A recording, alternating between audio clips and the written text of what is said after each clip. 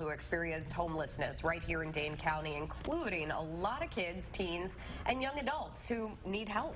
That help isn't always easy to find for that age group, which is why the Homeless Services Consortium is holding a brainstorming session of sorts to talk about resources.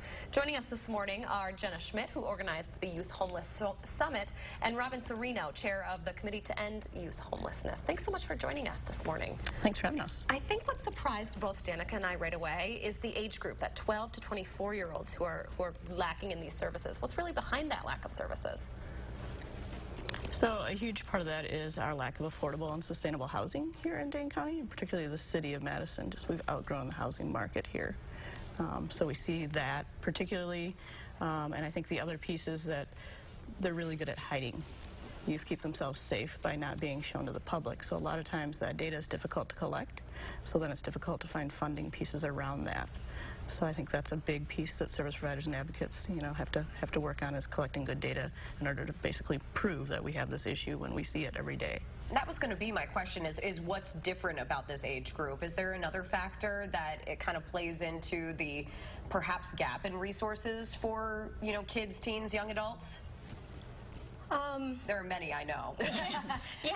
But maybe that's different, that people don't realize with this group in particular. I don't know if there's something unique besides, the lack of data out there. There's the lack of data, and then there's the barriers that are kind of there with helping that age group. Sure. So, for one, we don't have emancipation in Wisconsin. So if you're under 18 and you're unaccompanied, you can't sign contracts easily, and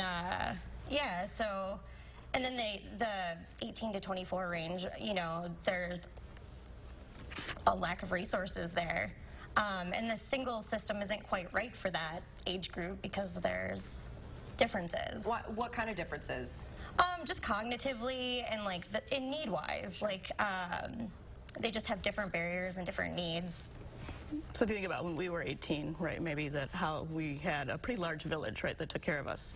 And even if maybe it's not parents, we had other community members. So we have this whole population here in Dane that, doesn't have that community to come forward, doesn't have that village to kind of be the safeguard. We have a separate, the campus, you go into a dorm and you have a lot of supports in place, right? So that's a other big piece is, that part is lacking. So tell us a little bit about this summit, this brainstorming session. What are you hoping folks can help provide for these people who don't have the resources they need? So our goals for the summit are to raise awareness on the issue, because I think that when we think of homelessness, we don't think of kids or families. We don't think of youth. They're a lot less visible than what we think of when we think of homelessness. And so to raise awareness and then to really get people on board that haven't yet been able to come to the table and offer different things, whether that's fundraising or different types of support.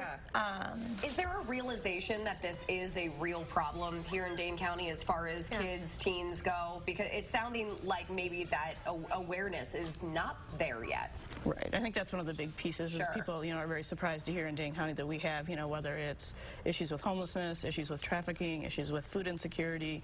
I think those are all big pieces where all of a sudden, kind of general population is like, wow, we didn't realize this. And again, part of that is just how well that youth protect themselves by not showing themselves. I want to make sure people know when this is happening and put that information up if we can. This is that Youth Homelessness Summit. It's happening at Lakeview Lutheran here in Madison. It goes from 8 in the morning until 4 on Friday. You can email Jenna on the screen there. Her number is also up online if you want to register by calling her that way. So we appreciate both of you guys coming in and waking up with us this morning. Thanks for joining us. Important issue. Thank you so much. Of course, of course. Your time right now is 5:44, and Milton School District is trying a different tactic this time around with its referendum.